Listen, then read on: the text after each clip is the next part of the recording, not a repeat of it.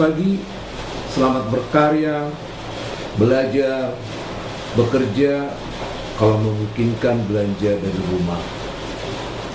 Dari ruang kerja Gereja Kristen Protestan Indonesia GKP Rawamangun, kami atas nama Majelis Jemaat menjumpai saudara-saudara kekasih Yesus Kristus dalam sapaan rohani edisi Paskah 2020. Oleh karena itu kami menyapa saudara dengan salam yang selalu kita populerkan, Shalom Elohim.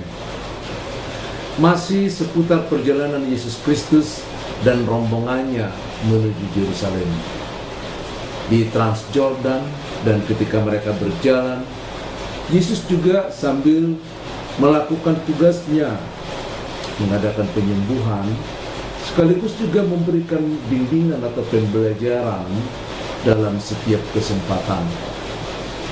Bermula dari pembelajaran yang diberikan kepada seorang pemuda kaya yang sekaligus menurutnya dia saleh, Yesus mengatakan kepadanya untuk pulang menjual semua hartanya agar dia memperoleh harta di surga dan agar dia bisa mengikut Kristus.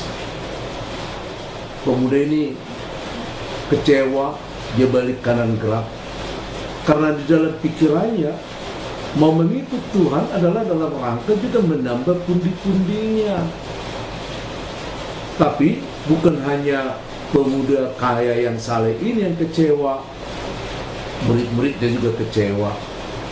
Tidak kurang dari Petrus juga langsung maju untuk mengajukan pertanyaan. Jadi kami telah meninggalkan segala-galanya untuk mengikutmu. Apa yang kami dapat? Apa upah kami? Gitu loh. Seperti nggak disangka kalau muridnya memberikan pertanyaan yang blunder seperti itu. Tapi dengan tenang, Yesus juga menjawab mereka dengan bahasa yang sangat sulit memang untuk dipahami mereka. Coba kita perhatikan di ayat yang ke-28 itu. Kata Yesus kepada mereka, "Aku berkata kepadamu, sesungguhnya pada waktu penciptaan kembali, apabila anak manusia bersemayam di takhta kemuliaannya, kamu yang telah mengikut aku akan duduk di atas 12 takhta untuk menghakimi ke-12 suku Israel." Dilanjutkan lagi, "Dan setiap orang yang karena namaku meninggalkan rumahnya, saudaranya laki-laki atau saudaranya perempuan, bapak atau ibunya, anak-anak atau ladangnya, akan menerima kembali 100 kali lipat dan akan memperoleh hidup yang kekal." Kepada Petrus dan murid-muridnya diingatkan ada 3 hal yang akan mereka dapatkan mengikut Kristus. 1, pada waktu kedatangan Yesus yang kedua kali dipakai istilah penciptaan kembali, karena memang pada saat itu akan terjadi penciptaan yang baru, di mana manusia yang tadinya berdosa akan dibangkitkan kembali dan dihidupkan menjadi ciptaan yang baru, yang akan kembali dimuliakan Tuhan untuk menjadi warga kerajaan surga. Maka pada saat itu juga para pengikut Kristus yang percaya kepadanya akan duduk untuk melakukan tugasnya sebagai pendamping Yesus Kristus. Yang kedua dikatakan, kalau memang masalah materi, yang mengikut Kristus akan mendapatkan bagiannya dengan materinya itu. Karena bagi Kristus, masalah materi adalah tambahan. Sebagaimana dikatakan dalam Matius yang ke-6 ayat yang ke-33, kerajaan Allah dulu, segala sesuatunya tambahan, kecil sebenarnya. Tapi yang ketiga, lebih dari situ, yang kurang dipahami oleh setiap orang sampai sekarang, mungkin masih kurang dipahami adalah kita akan memperoleh, setiap orang yang mengikut Kristus akan memperoleh hidup yang kekal, hidup selama-lamanya bersama dengan Tuhan Allah. Betapa sulitnya ya menggeser pemikiran itu, pemikiran duniawi untuk digeser menjadi pemikiran surgawi. Ada 2 pemikiran yang sedang berkembang, bukan hanya di antara masyarakat, tapi juga di antara para muridnya. yakni motivasi duniawi. Mengikut Yesus adalah karena motivasi duniawi. Mengikut Yesus adalah karena kebutuhan duniawi. Lalu mereka mengikutinya dengan berbagai harapan. Apalagi bangsa Israel pada waktu itu. Ketika Yesus mereka lihat sebagai seorang guru yang luar biasa, yang memiliki karisma, yang membawa keilahian, dan yang diam-diam disebut sebagai Mesias, walaupun belum secara resmi. Mereka membangun harapan kalau Yesus itu nanti merupakan seorang pahlawan yang akan menunjukkan, memerdekakan bangsa Israel dari kerajaan Roma, dari kekaisaran Roma. Maka nanti Yesus yang mereka harapkan sebagai pahlawan ini akan menjadi pemimpin. Maka siapa anak buahnya nanti? Siapa menterinya? Maka mereka mulai berebut ada di sekitarnya. Pemikiran-pemikiran duniawi ini mewarnai banyak orang sekalipun mengikut dengan Kristus. Itu sebabnya mereka bersemangat mengikut Kristus. Kenapa? Karena ada upah. Kan kalau kita berpikir secara duniawi, upah itu kan sangat merangsang kita untuk bekerja, merangsang kita. Itu sebabnya juga perusahaan-perusahaan menjanjikan ada hadiah-hadiah tertentu, baik bagi karyawan, bahkan bagi konsumen. Menerima hadiah sebagai upah itu luar biasa animo kita. Lihat aja di mal-mal, beli 2 dapat 1. Ya, ada hadiahnya 1, langsung kita beli. Kenapa? Karena kita merasa beruntung dapat hadiah, ya, dapat upah. Padahal harganya aja yang ditambahin supaya dilakukan perlakuan sedemikian, menipu pemikiran kita. Ya, memang begitulah adanya. Maka sampai sekarang juga masih banyak orang yang mengikut Kristus dengan motivasi seperti itu. Maka seringkali kita dengar bahwa orang-orang Kristen sangat mengharapkan hanya berkat-berkat dari Tuhan. Teramat sedikit orang yang mengikuti Kristus dengan motivasi rohani. Ya, artinya motivasi yang dapat melihat makna, yang dapat melihat kehidupan yang akan datang, yang dapat melihat posisinya bersama dengan Tuhan di dalam kerajaan surga, di dalam gereja yang sedang kita hidupi itu. Sesungguhnya kejatuhan manusia ke dalam dosa sebagaimana dilukiskan di Kejadian pasal yang ketiga ayat yang pertama dan selanjutnya. Di sana kita melihat sebenarnya bukan hanya hukuman bagi manusia yang menjadi hukuman atas dosa itu, walaupun memang hukuman itu dilakukan, ya, manusia mengalami kematian, manusia diusir dari Taman Eden. Tapi yang paling penting sebenarnya kita lihat adalah adanya terputusnya hubungan, terputusnya relasi secara otomatis antara Allah dengan manusia. Itu sebabnya ketika sore hari Tuhan Allah menjumpai Adam di Taman Eden, tapi Adam tidak kuasa lagi menghadapi Tuhan. Kenapa? Maka ketika Tuhan Allah berfirman, memanggil dia, Adam, kau di mana?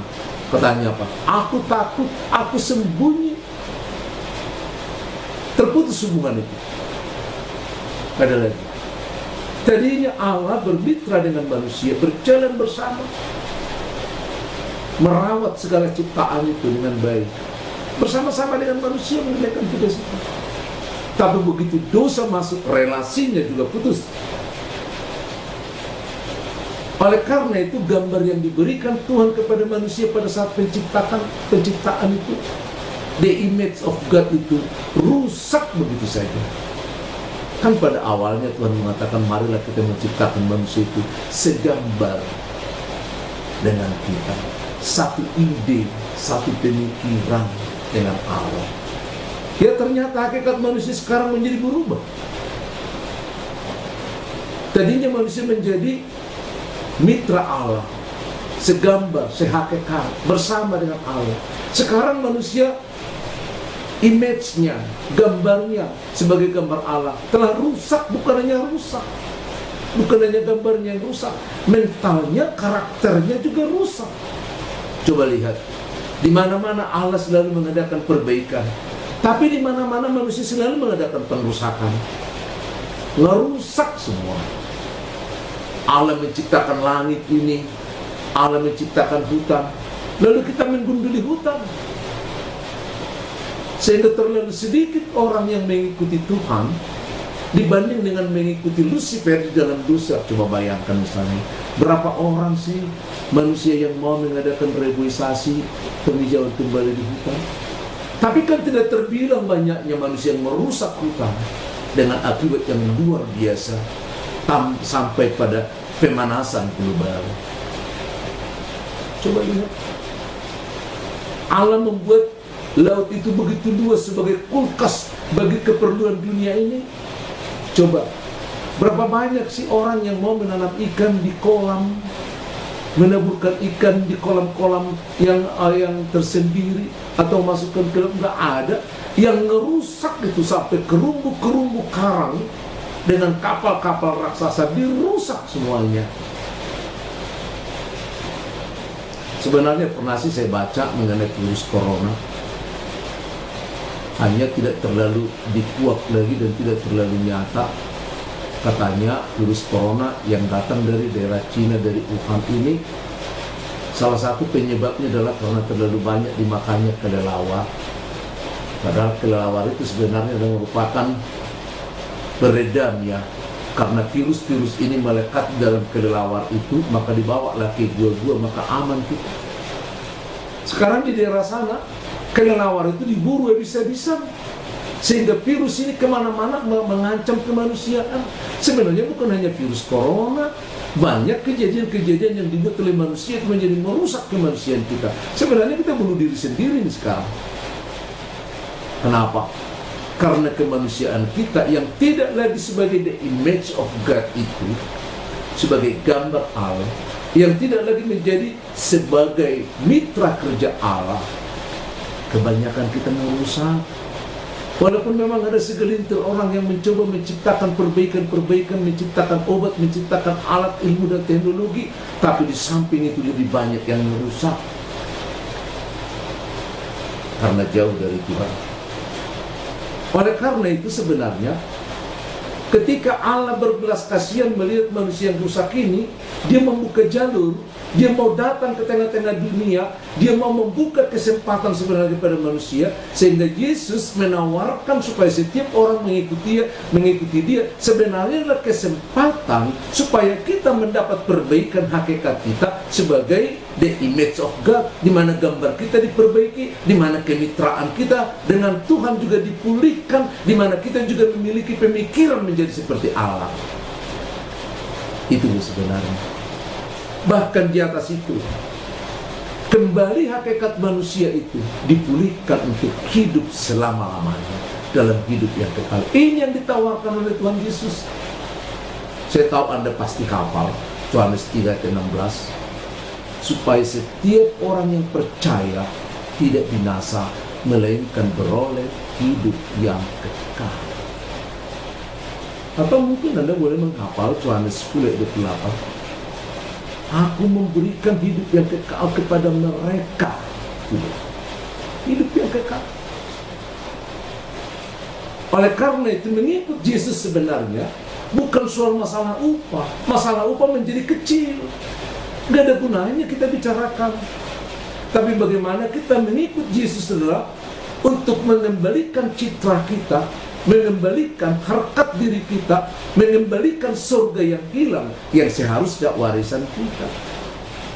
Sehingga kita dipakai Tuhan untuk memberitakan ini ke ujung dunia sampai Dia datang kembali. Supaya jangan ada satu pun sebenarnya yang masuk ke dalam api neraka, tapi kembali kepada pelukan Tuhan.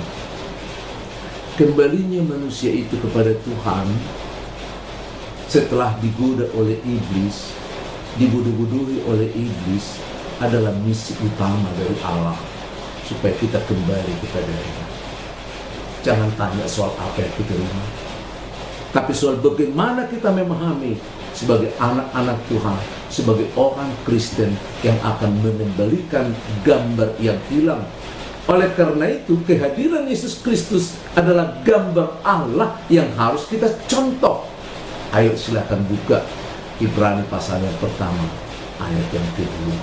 Sehingga kehadiran Kristus itu sebenarnya menjadi idola bagi kita, supaya kita bisa menyesuaikan diri kembali sebagai anak Allah, di mana kita mencontoh, berupaya berubah menjadi seperti Kristus dari kuasa Roh Kudus dan dari pemahaman kita, sehingga terciptalah yang dikatakan oleh Tuhan Yesus Kristus tadi, dikatakan pada waktu penciptaan yang baru itu aku akan memberikan. Shalom, Haleluya.